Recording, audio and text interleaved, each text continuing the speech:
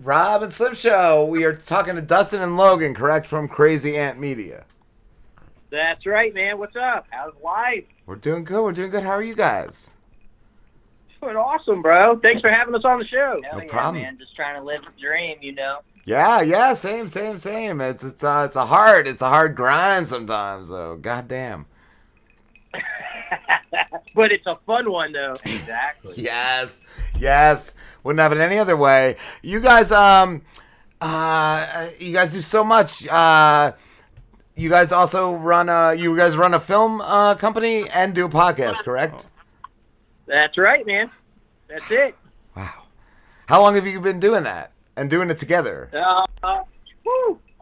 We've been doing it together now for about 2.5 years. And then separately, I just retired from 20 years in broadcast journalism. I was a news producer and worked in film and stuff prior to that in between. And that's where I met Logan at. But the production company and doing the podcast and all that kind of stuff, about 2 years now, man. Okay. Yeah, and I'm the young buck learning everything I can from the old man. Ah! It's all good. You're training your replacement, Dustin. Yes. That's what ants do, right? Yeah, that's what I was going to ask, how the name came about. Yes. Yeah, man, we get that asked all the time, and it's just like it was one of those crazy things. Like when we were starting to form the production company, where we were at, we started off in South Mississippi, of all places, if you can believe that. Wow. And they were having a little infestation of crazy ants in the South. They had kind of leaked over from Texas or whatever, and they're like this breed of ant that gets up into your electronics and equipment and kind of fucks them up. Fuck. So we thought, okay, well, we're into all this production stuff. We've got all these cameras, all this production. Wouldn't that be fucked up if these ants came over and screwed up our shit? So we were like, let's do it. Let Disney's got the fucking mouse. We'll do the ant. And so Crazy Ant was born, man. Nice. Yeah, I always wondered with you guys how the name came up with. I love it. Yeah, dude. And the little mascot's Bonk. For bunkers. So the ant's got a name, bro. It's Bonk. that's the mascot. Bonk the ant. Yeah, absolutely, man. Nice. So what you mentioned, Dustin, 20 years of journalism, correct? Yeah, that's right. When did you get into the film part of it, though? Is that something you knew all along, or just something you've gotten to? Oh, yeah, no, dude. It was something all along. I mean, I from an early age, man, real young, 8, 9 years old, I knew that's what I wanted to do. Focused all of my energy going to school on learn. Didn't go to film school, didn't do anything related into production or anything like that, but I geared it towards more of the business side. And then when I was in school, I did some acting. I got to work on a couple of film sets, and that's when I really kind of knew, okay, this is definitely what I want to do. Behind the camera and in front of the camera, and it just kind of all went from there, man. And the gig, film industry, man, it's you can get a lot of work and then go a long stretch with no work. Yes. So I got married, had a kid, and you got to provide. So that's where the journalism comes in and working for the steady paycheck, man. Wow. And Logan, as a creator, what do you do? I am mostly the behind-the-scenes guy. I try to write. I try to create graphics. I try to do all the cinematography. I like to make a lot of videos. I like to just be a full-on creative and just try to create new things for the company, like all the designs for our merchandise. I try to create all of that. Dustin and I both tag team the website a little bit, trying to create that, make it into our own, and just all the different side of creativeness I try to do. Nice. I love the presence you guys have, too, on Twitter. It seems like you guys have a team, like a whole army of people. Yeah, that's just me and Logan. we've got a lot of loyal people, but yeah, all those tweets you see coming from the Crazy Ant account or from our individual accounts, that's all us, man. I'm like, these guys are driven. I feel like maybe one of you guys has 2 Twitters. I'm like, oh my God, I can't even handle the one. It's exhausting. Yeah, no, dude, we've got the individual ones and then the Yes. company one, man, and just kind of hammer it from both. Yeah, exactly. We have a producer, Ben Wright, that's located in New Orleans that's been helping us out as well. He helps us book guests and stuff like that for the podcast. That's He's been what I really wanted to helping. ask. How you guys score some pristine guests. I didn't know either. Like, I knew you guys had Kevin Wiseman on, but I didn't know your episode hadn't come out so just recently. But you guys have had Kevin Wiseman, Jason Ritter, and a lot of big names. I didn't know how you got that. Yeah. Emily Swallow from The Mandalorian, Catherine McNamara from Arrow, Yes. Otter Reeser. Mr. Feeney from Boy Meets World. Hell yeah, dude. Wow. Mr. Feeney was awesome. Wow, That's amazing. You guys are amazing. Dude, we've been really lucky, man. We got Ed Asner. We've had Academy Award winners, Grammy winners, Emmy winners. We've just been really lucky over the 2 years, man, working hard to get them. That's good. That's really good. Yeah, we've had some big people, and usually, like, when they say yes, I'm just shocked. And then when they confirm, I'm like, yes, okay, they're coming on. Like, we had Spencer Grammer, Kevin Wiseman, like we mentioned. We've had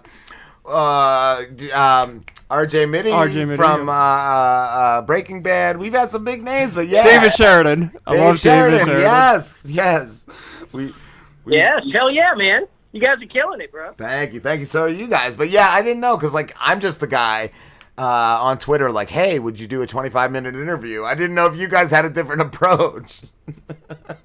You know what? It's what? I mean, I think it's a mix, man. We've had a lot of success on Twitter as well, but then because of the production company, you know, we made a lot of connections that way through film projects and stuff like that. So that kind of, you know, helps us out getting some of them. That's and cool. then, I mean, plus IMDb Pro. If you guys have not signed up for IMDb Pro, definitely do that. You can get in contact with publicists, managers, agents, all those good people, all the behind-the-scenes people that represent the actors and actresses. Yes. Like, you can email them specifically, and then yeah, they get back to us a lot, surprisingly. It's only like $4 or $5 a month too, I think, correct? Yeah. Oh wow. It's not that expensive. I think it's like $4 or $5 a month. Yeah, because that's RJ Mitty. That's all I got. I just emailed his publicist. Like, yeah, there you go. Exactly, man. And I mean, we find really, I don't know about you guys, but we just find they're just real people, man. I think a lot of people, you know, because we get asked that all the time. How are you guys scoring these people that you're getting and everything? And you know, they're just real people, man. I mean, they're just like me and you. You know, that's what they do for a living. You know, but when you have these conversations with them, like, you know, y'all's with Kevin Weissman and stuff, you realize they're just like us. They're just people. They live the same shit we do and go through the same stuff we do. Yeah. And I think if you use that approach, it works, man. The best thing too was when we had Spencer Grammer. I think I asked her, I'm like, why did you say yes? And she said, you hit me on just the right amount of wine that night. Wine is always good. Wine is always good. Yes. Oh, it's amazing. What if you guys could tell us, do you have any upcoming guests or film projects that you could tell us about? Well, we got Weissman coming up, and then there's a bunch in the works that we're working on bringing. Should we tell? We should tell them a little bit about what we're working on, right? We have a animated series that we're working on that we're really excited about. We've got a live action dramedy that we're pretty pumped about. That's really relevant to what's going on today. That we're kind of stoked about.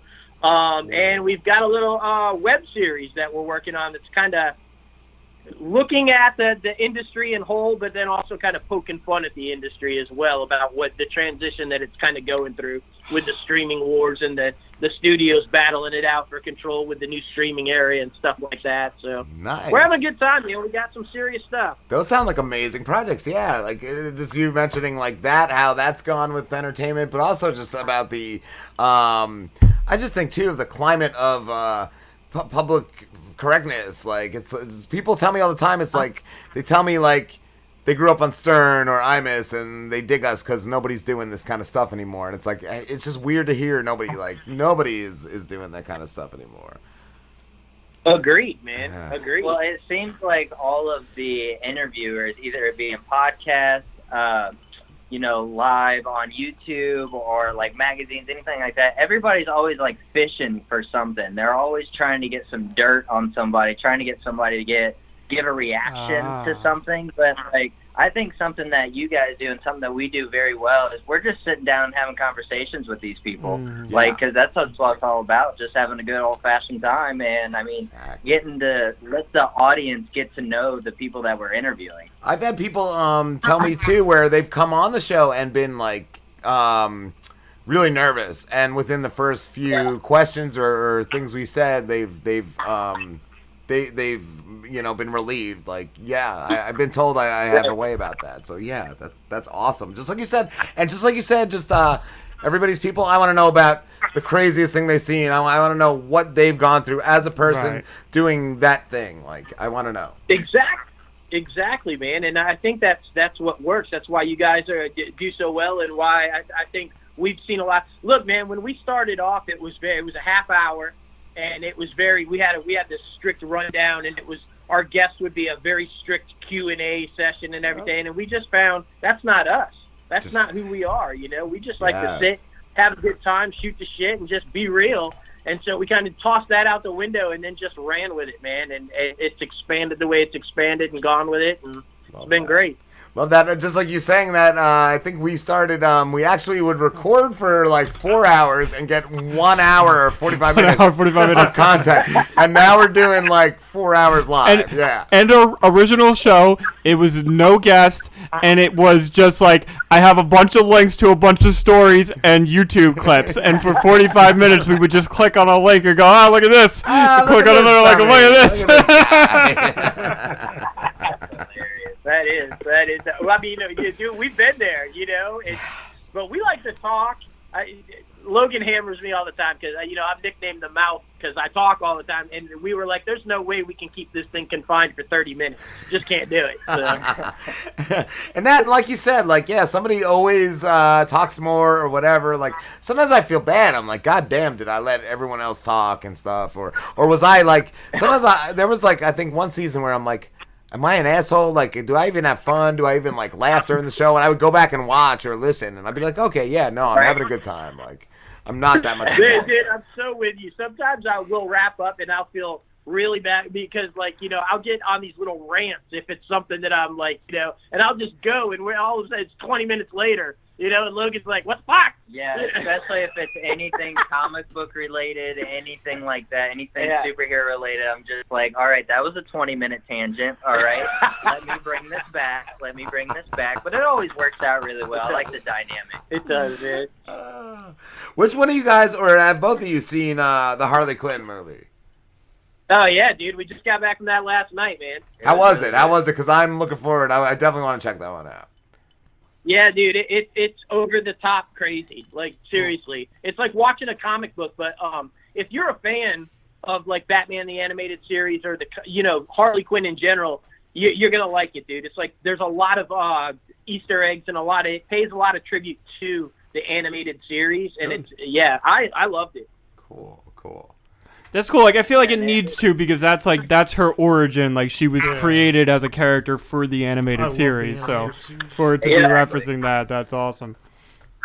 Yeah, it's really going to be interesting, too, because, she's going to be in James Gunn's Suicide Squad as well. But in this film, she also makes reference to the first Suicide Squad, which is it's kind of confusing, but I mean, I'm just really interested to see how the James Gunn Suicide Squad's going to turn out because I feel like it's going to answer a lot of questions because I still have some questions at the end of this one. I'm not going to lie. DC has been doing this weird thing where their movies seem to take place in this already established universe. I like that, but like you also just don't know like, well, did this other movie take place in this universe, or is this like I never know like what's really going on. You don't even know. Exactly. I've always said we talk about this all the time on the show, but I mean Berlanti has it nailed on the TV side, dude. The Arrowverse is like spot on. I've always said just hand that guy the keys to the movie side and let him fix your shit. Let him run with it all. I think he could like get it done on the movie side also. Wow. Nice. What I wanted to ask you guys. I want to ask you guys too, as far as going back to making films and all that stuff. Both of you guys, what is the craziest thing you've seen go down? Filming on or off camera? Oh man, Emily just shot me that look. That's my daughter. She's sitting there with us. But we were filming, and we had a couple of stars that came in for whatever reason. Man, that they were. It's a little indie project, so they weren't known names at that point, but they came up and they were a little nervous. And the one guy was kind of over the top. Like, he just wanted to, like, give this crazy performance. And so he came kind of juiced up, man, like over-the-top juiced up. And he scared the shit out of the leading lady. And she wouldn't work with him. She didn't want to work with him. So she kind of got into this anxiety attack or whatever, kind of, like, disappeared. So we're looking all over the set for her. We're trying to, calm the guy down. And we're looking for her. We go in, and I shit you not, she's snorting some shit off the toilet in the bathroom. And then the next time we see her, she's trying to hop over the back fence of the house that we were shooting at, like, get the fuck out of there, because she wouldn't work with the guy. I gotta snort this meth and jump this fence. Wow. Wow. That is wild. So, yeah, we had to recast both. But yeah, it was pretty interesting, man. Oh, I figured one of them would have stayed. Around. Not. One of them, the one guy, he ended up staying, but we put him in a different role and recast his role so that he wasn't necessarily the lead guy because he couldn't get it under control. He played it too big. We didn't want to ditch him, but Yeah, we cast him as a mute. Exactly. Basically. Oh man. Wow. Yeah, shit can get pretty wild, man. I mean, we talk about that on our show as well, the dark side of the industry, of how it can be really good, but then sometimes if you just take this little opposite route, that it can just turn out really bad. But we're very fortunate enough that right now we're working with some very, like, solid people, so I'm very thankful for that. For real. That's awesome. We talked to some guys. They did an indie film. I can't remember the name of it. It was a horror movie, but oh my God, they had, I forget who, like, was going to be dead, and they built a mannequin, and they were going to, like, throw it off a balcony, and the one guy was sitting there for, like, a day trying to figure out the right way to do it, and, like, calculations, and the other guy was like, fuck you, and he got the camera out, and he just threw it off the balcony and filmed it, and it was just, he nailed it. He just nailed it. There you go, dude. Sometimes you just do what you got to do. We did a horror movie like that, and we couldn't find the prop knife. And that, there's supposed to be this brutal stabbing on a patio like that, where the woman is brutally stabbed. And so we couldn't find the prop knife. So you just got a real knife and killed someone. Oh, no. Yeah, you must have seen it. So, as the producer, I'm like, well, I can't have my star get possibly stabbed with a real knife. No. So I got into some female garb with a wig and shit, put a baking pan underneath the dress, and then had them stab away with the real knife with the baking pan, hoping to God they didn't miss. Yeah. So, but put a pillow in there. Yeah. You just got to wing it. Yeah, I love that. Yeah, you got to wing it. It's a horror film, right? Yeah. I mean, Yeah. I love it. I love it, guys. You guys are amazing. Thank you so much for talking to us. It's been a blast. Yeah, dude. Of course, man. Of course, anytime. And if you want to come on our show, you're more than welcome as well. Oh, if you want, we got Slambo. We got an intern, and he'll do crazy shit for you. Yeah, dude. We're all about crazy. It's in the name, bro. I squirted a lime into his eye today. Just earlier tonight, he had a lime squirt in his eye. I saw that. I was watching y'all on Facebook before we called in, man. He has a lot of shame in his resume. If you want to look him up. We got a fella like that too. Don't worry, it's all good. Oh my God! I just love Kevin Wiseman, like, loving him. Kevin Wiseman gave Slambo so much attention. Kevin's awesome, man. He's a good really guy. cool. He's such a great guy. Such a great guy. So down to earth, man. I've been watching that guy on TV since I was like 12 years old. That's it. It's Yeah. crazy. Been of everything. Yes. So you remember him way back in the day on Alias, right? Me too. Slim, what did you watch with him? Well, he was in Buffy the Vampire Yeah, he was Slayer. in that. He was in like Buffy. Oh yeah. he was in an Tons of it, episode of an episode or two of Charmed. I used to watch Charmed as a kid. I know you said there was a bunch There's you a watched bunch of that he was stuff. in. The X-Files. He was Yeah. in the X-Files. X-Files He was. was I awesome. told. I looked at his IMDb and I told Rob, I was like, this guy was in every single TV series in the late '90s, early 2000s. Yeah, he was. Dude, seriously, one of my favorites is when he was on Human Target, dude, and he's like carrying around that goldfish. He like will not let the goldfish die. I mean, it was fantastic, bro. I only saw like the pilot of Human Target because I was a little. Oh, dude, you gotta go back and watch that one, man. Weissman's awesome. Autumn Reeser's in it with him. It's fucking fantastic, bro. You gotta All check right. that out. Yeah, because it's on the DC streaming service. I subscribed to that, and I saw it on there, and I was like, Yeah. oh, maybe I'll watch a couple episodes of this, and I only watched like the first, and that was it. I'll have to watch. I'll have to go back. and watch the Slim whole is thing. horrible at committing to watch something. Yeah. He really is. I even gave like a movie review early on, and I didn't even finish the movie that I reviewed. I was just like, it's okay. I told him to And then watch she The was in a Watchmen, porn. and he's watched like two, 3 episodes. scenes, Yeah, maybe yeah. a scene here or there. Yeah, he's rough. I'm just the opposite. If I try to do a review, I can't because it's too long. I'll talk 4 hours about it, and it doesn't work. I try to like cut it down where it's like a 20-minute segment, but yeah, I know. Sometimes I'm like, holy shit, I have It doesn't so work. much notes. But guys, thank you so much. Where can everybody find you both? Go ahead.